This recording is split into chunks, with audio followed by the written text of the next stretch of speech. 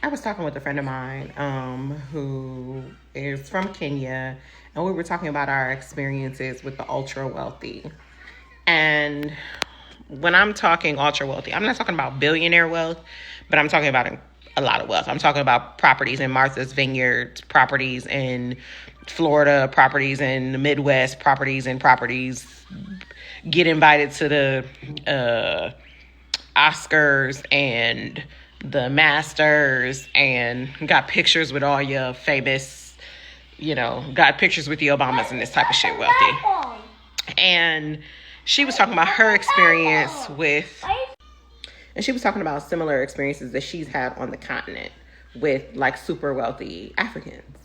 And we were comparing notes about how similar our experiences were. And one of the things that we both noticed, well, a couple of things we both noticed. One of them is that super wealthy people collect regular people like accessories.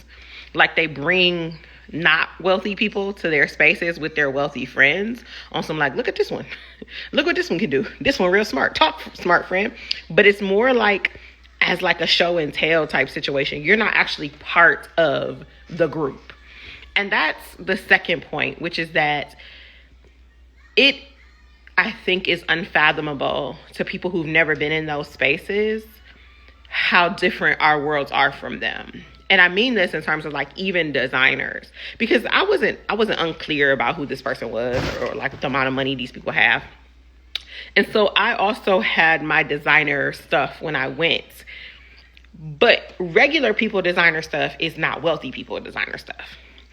They have an entire language around luxury that you are not privy to.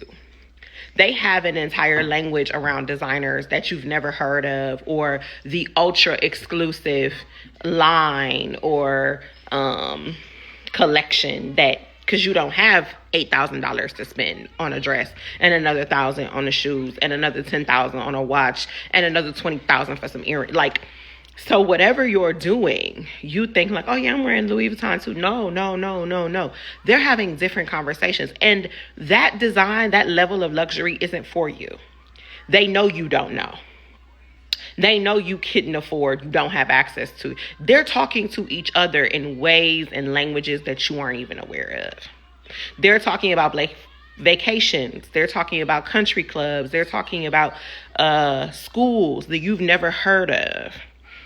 They're talking to each other in languages that you don't even know exist, with what they have on, with where they're name dropping about their vacations, the vacation dropping, I should say, the name dropping of vacations, the name dropping of clubs, and these ultra exclusive places that you don't have access to.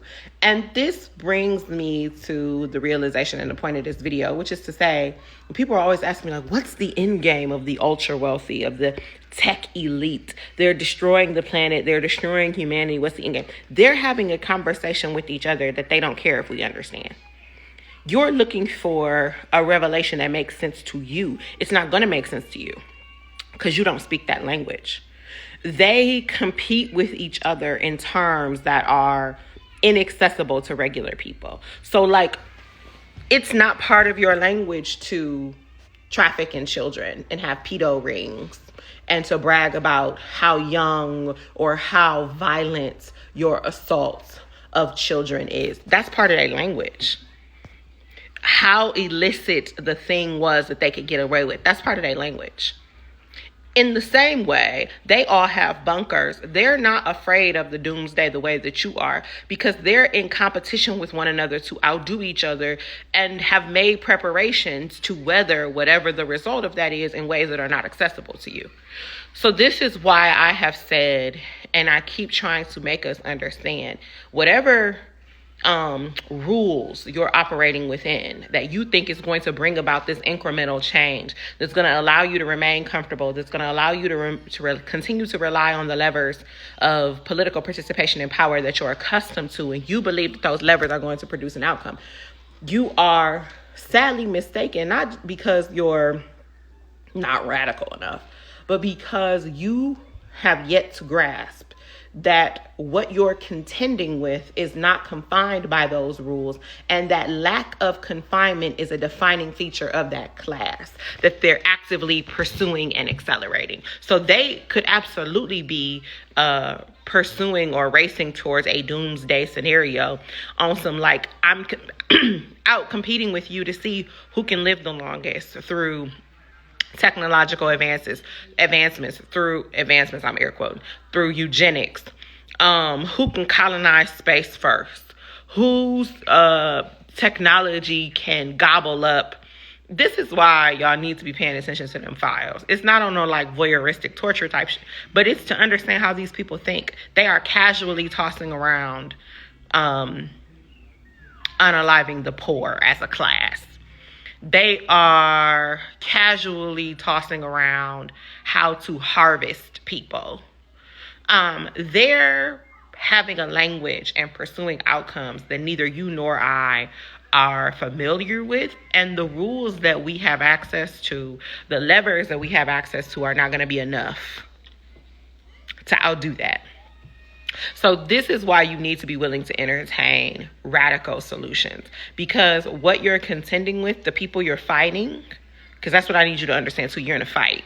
The people you're fighting are absolutely prepared to violate those rules, to flagrantly ignore those rules in pursuit of their language with one another, which usually involves the dehumanization, the disregard of the masses. That is the benefit of being in that position, that you don't have to behave like the masses. You don't have to consider what the masses have to consider. And if you're super wealthy, if you're billionaire level, Bezos, Palantir, Zuck level wealthy, you don't even have to consider the masses at all. Not just what they consider or have to contend with. You don't have to consider them. Your disregard of them, your disregard of the collective well-being, is a demonstration of your power. It is part of the language you are speaking to other wealthy people. And that is what we have not yet realized in terms of how we're going to reverse, halt the decline of society that we're living in. Epstein was like bragging about the potential collapse of society. Tribalism, because they're more able to exert influence over smaller regions of territories, over smaller nation states, over smaller land claims, over smaller governments. So I say all of that to say we get a particular image of the wealthy. We get a propagandized PR version of the wealthy that puts a shine on what that means. It highlights the convenience. It highlights the luxury. It does not highlight the companion element to that, which is an alienation from the rest of humanity, which is a disregard for the collective well-being. By definition, being bourgeoisie and above means disconnect from the masses. That's the benefit of it. That's part of the benefit, I should say. And so that disconnect creates a distance that allows for dehumanization. It's inevitable. That read how power works in the brain, read how it rewires the brain, and you'll see this. So you refusing to understand that all of the things that you've been taught to covet and aspire towards are also the very things that are causing humanity's collective decline inhibits your ability to recognize that you're going to need something more than the systems that they wield disproportionate influence over to get rid of them, to course correct, to stop the decline and the trajectory that we're all on.